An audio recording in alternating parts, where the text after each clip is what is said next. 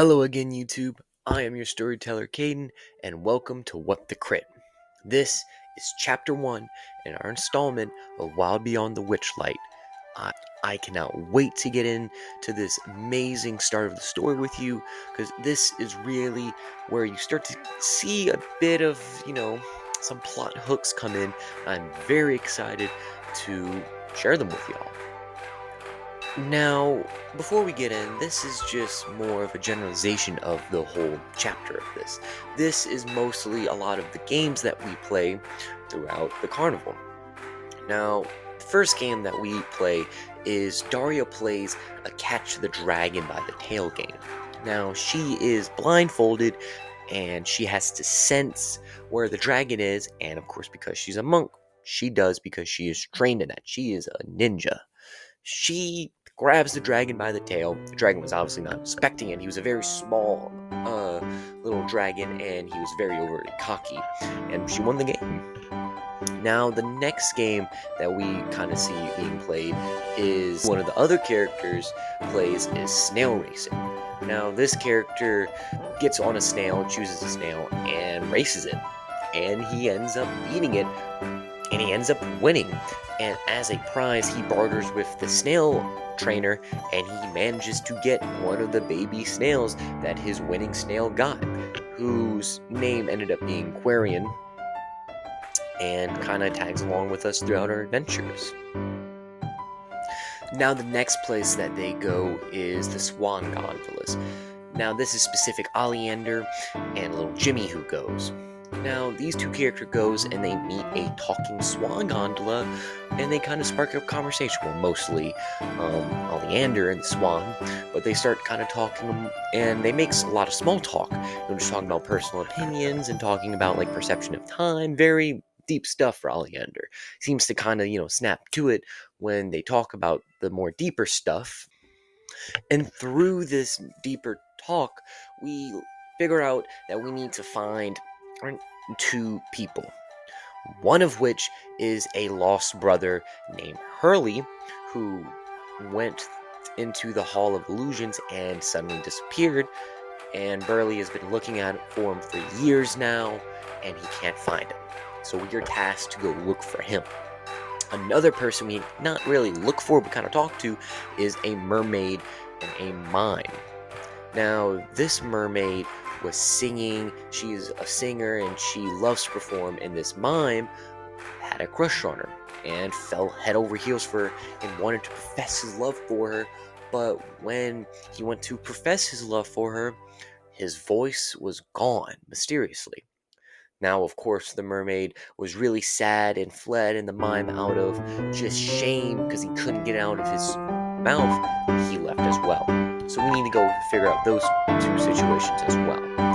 And as kind of like a token of appreciation for making her happy, the carnival went up. And that's one thing I think I forgot to mention, that there are two things that are being tied throughout this book: time, a mood tracker and a time tracker. Now, the time tracker is very obvious. Through the DM's discretion, the time goes forward. There's about 8 hours until the Carnival of the Witchlight Monarch happens, which is where we end up going to the Feywild after.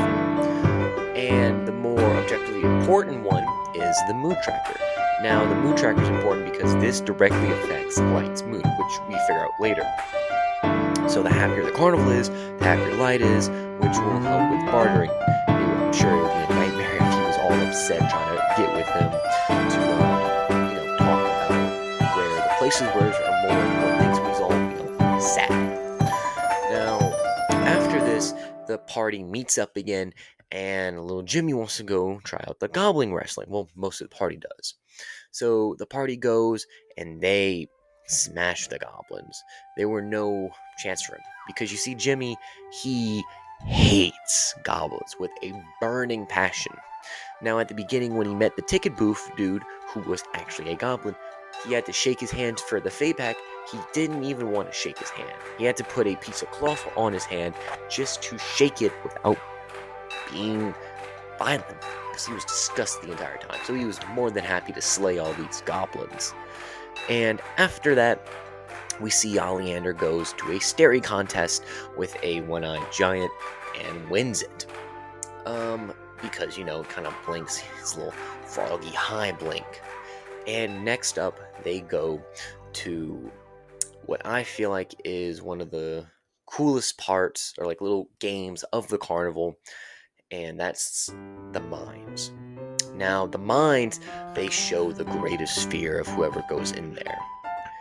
And I can tell you from my personal fear, which is how you get the party to really kind of see the deeper parts of your character, which I feel like is a great application on how to make that.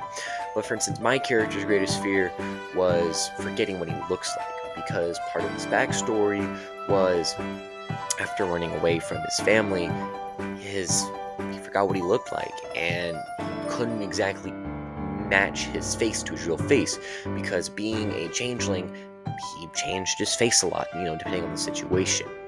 And we're about to talk about the other party members' fears, and if I can, we'll kind of implicate on what they mean more to their lore later on, because why not? We might as well talk about the characters a bit. Now on to the other members' fears.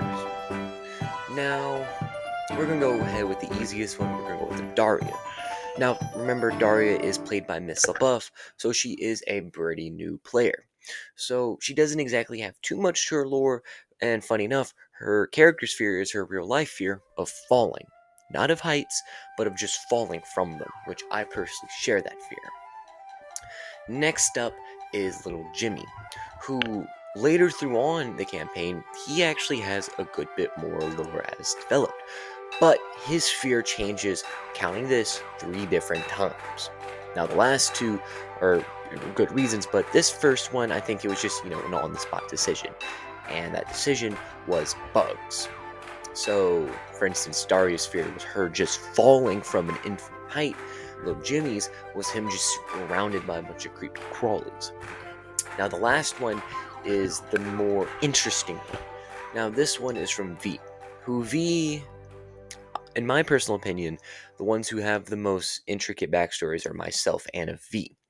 And this really sets up her backstory. Now, I feel like her backstory was more planned throughout the whole set story, and mine was just improv. 2 are amazing different ways to build a character's backstory in their respective ways.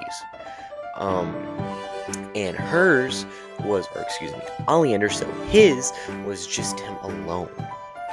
And we see later on in the campaign that his greatest fear is being left alone, because he has horrendous abandonment issues, which we can't explore right now, but we will certainly explore them in the later videos, which me and him have lots of great conversations in the 2 most, not the session before, but the session before that. We had amazing lore dumps on how we really felt, so I can't wait until those come out. And that is more or less the summary of our first chapter, Witchlight Carnival. Now, again, if you watch the video all the way, I greatly thank you. Me and the party thanks you as well. Like I said before, and I can't stress this enough, you are making our passions come true by letting us share our adventures with anyone who's willing to watch, because maybe you would want to try it out too, which I highly suggest you do. So, as always, thank you for watching. As always, I'd like the huge thank you to our amazing DM, Valentine, our amazing party members, our amazing music writer, Noah, and of course to the master of my mind and all, my dad. Alright guys, this is your storyteller, Caden, signing out. Signing off.